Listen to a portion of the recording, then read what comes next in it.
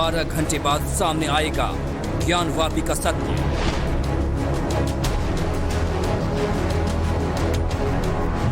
मस्जिद का तहखाना नहीं, असली मंदिर का गर्भगृह।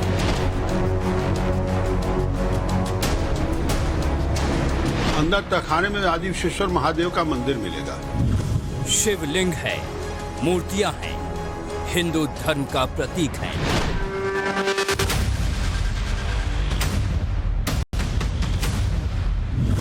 मस्जिद ऊपर, नीचे विश्वनाथ मंदिर। गेट के थोड़ा सा आगे बढ़ते हैं तो राइट हैंड साइड पे किस की प्रतिमा दिखाई देगी? राइट हैंड साइड सारे देवी देवता हैं जी। ताला कल टूटेगा, सच आज जानिए।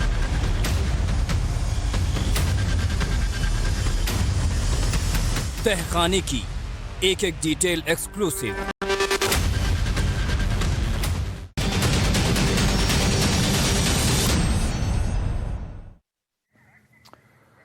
धाकड़ एक्सक्लूसिव में अब बात काशी के ज्ञानवापी मस्जिद की। काशी के लिए कल का दिन बेहद अहम, और सिर्फ काशी के लिए नहीं बल्कि पूरे देश के लिए बेहद अहम, क्योंकि अब से करीब 12 घंटे के बाद ज्ञानवापी मस्जिद का तहखाना खोलने की उम्मीद है। और अभी हमारे साथ काशी से जुड़ गई हमारी सहयोगी नैना यादव। नैना, काशी से आपको ज्ञानवापी से जुड़ी पल पल की खबरें भी देंगी। मैं इस समय वाराणसी में मौजूद हूँ। मेरे एक तरफ है काशी विश्वनाथ धाम और उसी से सटा हुआ इलाका है ज्ञानवापी मस्जिद का। अब से ठीक 12 घंटे के बाद में काशी विश्वनाथ धाम और ज्ञानवापी विवाद को लेकर सर्वे शुरू हो जाएगा। और टाइम्स नाउ नव भारत अपने दर्शकों को बताने जा रहा है कि आखिर उस तहखाने में क्या क्या मिल सकता है। काशी विश्वनाथ मंदिर के सबसे बड़े पुजारी की मुंह जुबानी हम आपको बताने जा रहे हैं कि जब सर्वे टीम अंदर सर्वे करने के लिए जाएगी तो तहखाने में क्या क्या मिलने के आसार हैं।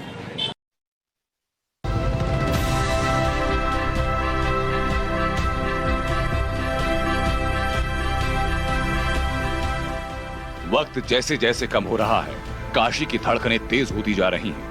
ज्ञानवापी मस्जिद की सच्चाई का पता लगाने के लिए कोर्ट कमिश्नर्स की टीम बस कुछ ही घंटों बाद ज्ञानवापी मस्जिद में सर्वे करने वाली है। सर्वे शुरू होने और तहखाने का ताला खुलने से पहले टाइम्स नाउ नव भारत ने उस शख्स से बातचीत की जिसने 1992 से पहले ज्ञानवापी मंदिर में बने तहखाने में एक बार नहीं बल्कि कई बार प्रवेश किया। ये हैं कुलपति तिवारी। कुलपति तिवारी फिलहाल काशी विश्वनाथ मंदिर के महंत हैं। कुलपति तिवारी ही नहीं बल्कि एएसआई के पूर्व डायरेक्टर अमरेंद्र नाथ की जुबानी भी आपके सामने ज्ञानवापी मस्जिद की सच्चाई रखने की कोशिश करेंगे। सबसे पहले आपको बताते हैं उस तहखाने के बारे में जो ज्ञानवापी मस्जिद के ठीक नीचे है, जिसे लोग तहखाना कह रहे हैं। आखिर उस तहखाने का अंदर का नजारा कैसा होगा, हमने बयानों के आधार पर आपके लिए एक एनिमेशन तैयार किया। जब तहखाने का ताला हटेगा और दरवाजा खुलेगा, इसके बाद कोर्ट कमिश्नर गेट से तहखाने के अंदर प्रवेश करेंगे। अंदर जाते ही भगवान आदि विश्वेश्वर का एक शिवलिंग दिखेगा। शिवलिंग के चारों तरफ एक करघा भी बना है। शिवलिंग की बाईं तरफ दीवार पर भगवान की कई मूर्तियां दिख सकती हैं। दावा ये मूर्तियां मां गौरी या माता पार्वती और भगवान गणेश की है। कि अगर कमीशन अंदर जाता है, तहखाने का ताला तोड़ा जाता है, तो जैसे ही कमीशन एंटर करेगा उस तहखाने में, उसको पहले क्या दिखाई देगा?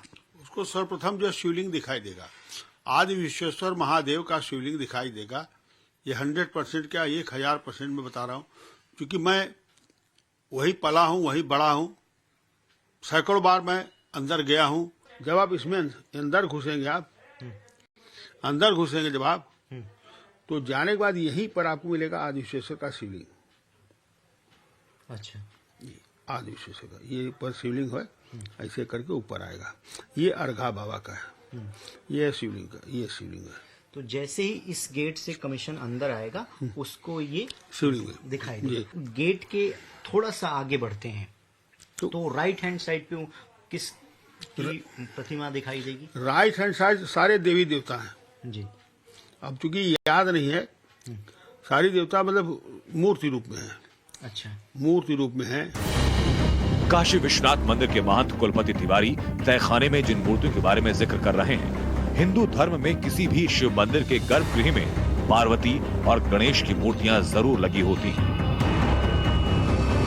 जिसे कोर्ट से लेकर प्रशासन के लोग मंदिर के नीचे का तहखाना बता रहे हैं। काशी विश्वनाथ मंदिर के महंत के मुताबिक वो तहखाना नहीं बल्कि असली काशी विश्वनाथ मंदिर का गर्भगृह है। इसी पोर्शन को जिसको ये लोग तहखाना कह रहे हैं, आप लोग कह रहे हैं ये दरअसल गर्भगृह है। गर्भगृह है, बाबा है, बाबा है। उसको तहखाना न कहिए, तहखाना करके मेरे बाबा का अपमान मत कीजिए आप लोग, और जो भी है अपने शब्द को सुधारिए, क्योंकि बाबा ये काशी जो बाबा विश्वनाथ है। आपको एक बार फिर से एनिमेशन के जरिए बताते हैं कि मस्जिद के नीचे का तहखाना कैसा दिखेगा और तहखाने में क्या क्या दिखेगा। कुलपति तिवारी का तो यहाँ तक का दावा कि मंदिर के अंदर जो खंबे हैं वो भी मंदिर के पुख्ता प्रमाण सर्वे करने वाली टीम को मिल जाएंगे। कि ये जो गर्भगृह है, उस गर्भगृह के अगल बगल जो और मंदिरों में हमने देखा है कि बस जैसे माँ पार्वती ये की मूर्ति एकदम शिवलिंग है, गणेश भगवान की गर्भ सारे गणेश विष्णु सारे देवी देवता मिलेंगे। जब मैंने देखा था, और सारे जो खंबे में उसमें सारे देवी देवताओं की आकृति है। ज्ञानवापी मंदिर के अंदर बना तहखाना और तहखाने में मौजूद चीजें सर्वे करने वाली टीम को अपनी सच्चाई की गवाही खुद देंगे, लेकिन ऐसी कई सच्चाई जो सार्वजनिक रूप से काशी विश्वनाथ मंदिर के आसपास मौजूद है, टाइम्स नाउ नवभारत ने तस्वीरों के जरिए उस सच्चाई को देश के सामने रखा। ये तस्वीरें हिंदू पक्ष के दावे को और ज्यादा पुख्ता करती हैं। अब सबूतों को कानून की कसौटी पर कसने की जिम्मेदारी अदालत की है। उम्मीद की जा रही है कि कमीशन उस हिस्से में जाएगा जहां पर लोगों की उत्सुकता बढ़ी हुई है, जिसको गर्भगृह कह रहे हैं यहाँ पर स्वामी जी, और उस हिस्से में क्या कुछ देखने को मिलता है ये कमीशन की रिपोर्ट के बाद कोर्ट को बताया जाएगा। लेकिन ये वो व्यक्ति हैं जो 1992 से पहले लगातार उस तहखाने में जाते रहे हैं, लगातार पूजा पाठ किया है, तो उन्होंने अपने अनुभव को हमारे साथ साझा किया है। वीडियो जर्नलिस्ट आर के यादव के साथ रविकांत राय, टाइम्स नाउ भारत।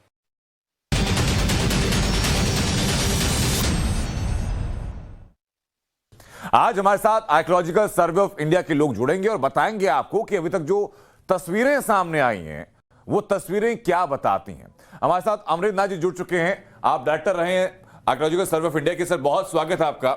एक एक करके हम कुल 5 तस्वीरें दर्शकों के सामने रखेंगे और आप बताइएगा कि आखिरकार उनका वो तस्वीरें कहती क्या है और कैसे वो इतिहास से जुड़ी हुई हैं। और सबसे पहले हम आपको पहली तस्वीर दिखाते हैं दर्शकों को।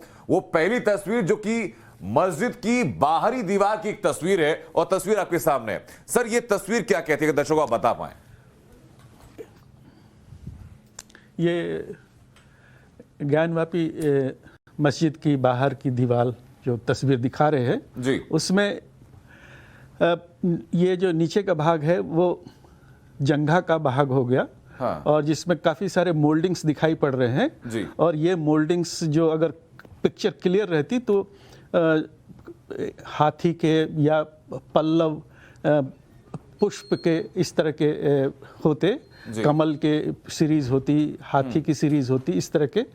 तो ये मोल्डिंग्स में हमें साफ दिखना चाहिए, दिखना होना चाहिए था, जो पिक्चर उतनी क्लियर नहीं है। हाँ। और ये समय समय पर ये पूरा जो अलंकरण, ये स्थापत्य कला जो देखने से ऐसा लग रहा है कि ये 10वीं शताब्दी की मोल्डिंग्स हैं और जो आर्किटेक्चरल डिटेल्स है उसमें इस तरह की ही चीज़ें दिख रही हैं। और इस भाग में भी हाँ। काफ़ी सारे चीज़ें जो है सो डिटेल्स वे भी यहाँ प्लेन लग रहे हैं। और हाँ। ये फिर ये जो कलश नुमा आकृति है, फ्लूटेड कलश जिसको कह सकते हैं, ये सीरीज है, उसकी सीरीज यहाँ पर दिखाई पड़ रही है। और इसके ऊपर ये छत का भाग है और ऐसा लगता है कि ये यहाँ से कोई एंट्रेंस जैसी स्थिति रही होगी जो काफी क्लियर नहीं लग रही है। अच्छा, यहाँ से मतलब अंदर जाने का रास्ता होगा, उसी की बाहरी दीवार आपको नजर आ रही है। ये सामने का पोर्च जैसा लग रहा है। हाँ। और ये बाहर की दीवार यहाँ से लग रही है। हाँ। एक और तस्वीर दिखाते हैं ज्ञानवापी परिसर की। वो तस्वीर क्या कहती है वो आपको बताते हैं। ये आपके सामने से तस्वीर है, ये जो हिंदू स्थापत्य कला वाली जो दीवार है उसके ठीक ऊपर एक गुंबद स्थापित है। अब ये जो नीचे कर्व है या ये जो बाहर जिस तरीके से जिस तरीके से नक्काशी की गई है, ये क्या बताती है? ये तो ऊपर ये एडिशन हुआ है जो सफेद रंग के ऊपर गुंबद बने हुए हैं। ये सफेद गुंबद जो बने हैं 3, ये जो लोअर स्ट्रक्चर नीचे वाले जो स्थापत्य है, हिंदू स्थापत्य कला का नमूना आप देख रहे हैं, और ये सामने का पोर्शन आगे निकला हुआ है। हाँ। और इसके ऊपर ये 3 गुंबद बाद में बनाए गए हैं, ये साफ पता लगता है। और इस पर जो ये इसी तरह की इनकी रिक्वायरमेंट थी इस्लामिक। अगर आप इस स्क्रीन पर सब बता सकें कि जो बीच का जो पोर्शन है ये दिखाई पड़ रहा है कि इस तरीके से कर्व में है। हाँ, ये यानी ये एंट्रेंस आपको नजर आती है कि इसको बंद किया गया यहाँ पर। हाँ, ऐसा लगता है कि ये इधर से एंट्रेंस रहा होगा। हाँ। और मेन स्ट्रक्चर उस तरफ रहा होगा। हाँ। और ये पोर्च नुमा जैसे।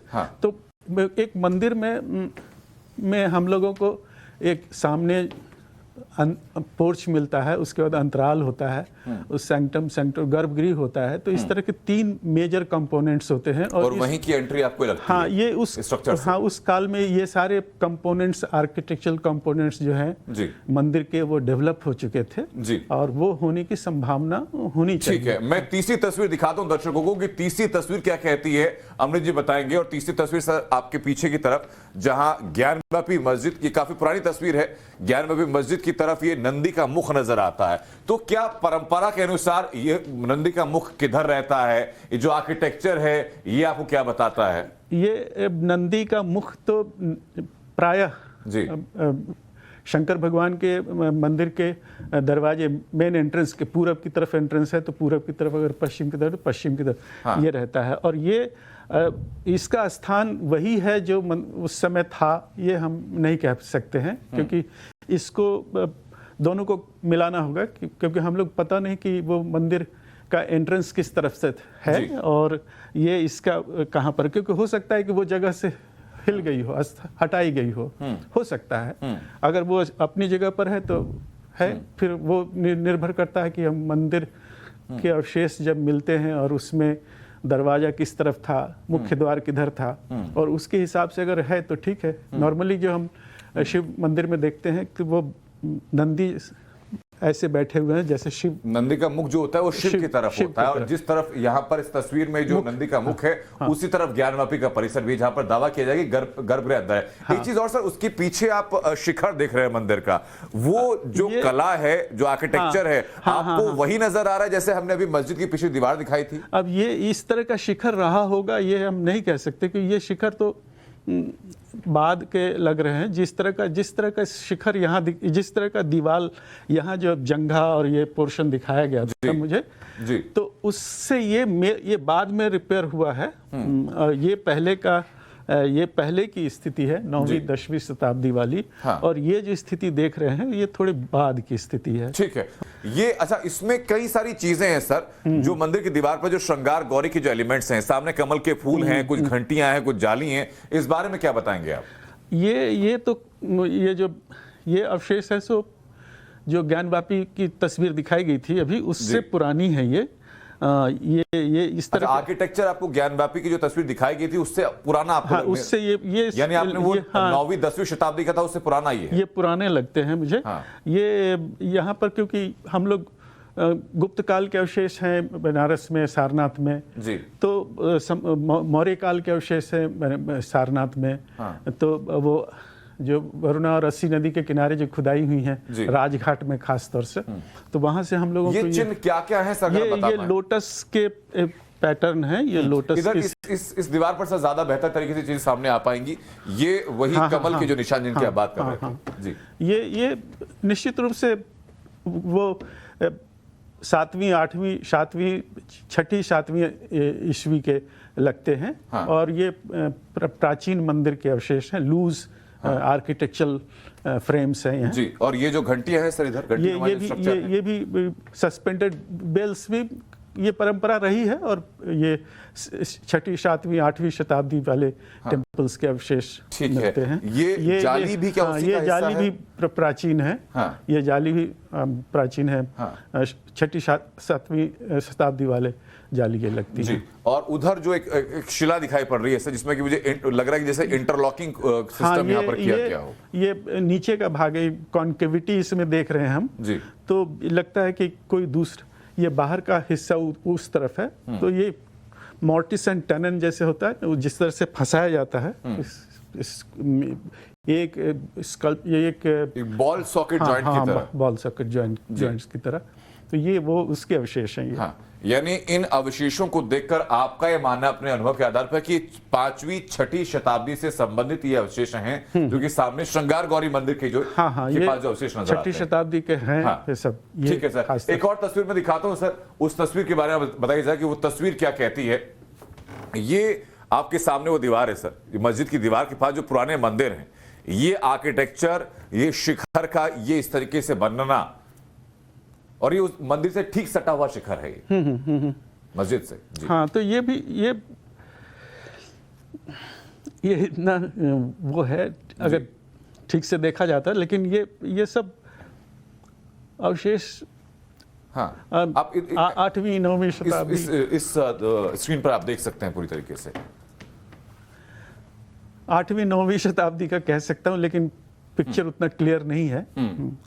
अब मुझे सर ये बताइए, दर्शकों की जिज्ञासा ये जानने में भी कि एएसआई ने बनारस के अंदर, वाराणसी के अंदर कब कब खुदाई की है या कब कब अपना काम करते हुए पौराणिक चीजें आपको मिली हैं?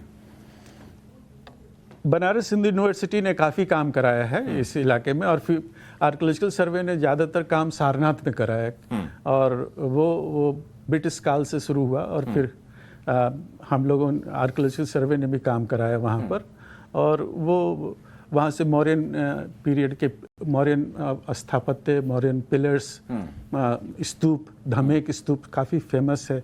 18वीं शताब्दी में अलेक्जेंडर एक हुए जिन्होंने की काफी काम किया इस मामले में। अलेक्जेंडर कनिंघम ने एक्सप्लोरेशन किया है इन सब बुद्धिस्ट साइट्स का, और उनका ये सारनाथ में भी उन्होंने बहुत बड़ा मेजर उनका, और ये वेनसंग और फाहियान की जो डायरी थी, उसके आधार पर जो साइट्स वो लोग बुद्धिस्ट मॉन्क्स ने विजिट किए थे, तो उनको लेकर के उन साइट्स। क्या एएसआई की अभी तक की फाइंडिंग के आधार पर आप इस बात से संतुष्ट होते हैं अगर ये कहा जाए कि भाई मंदिरों को ढाते हुए मस्जिद बनाई गई?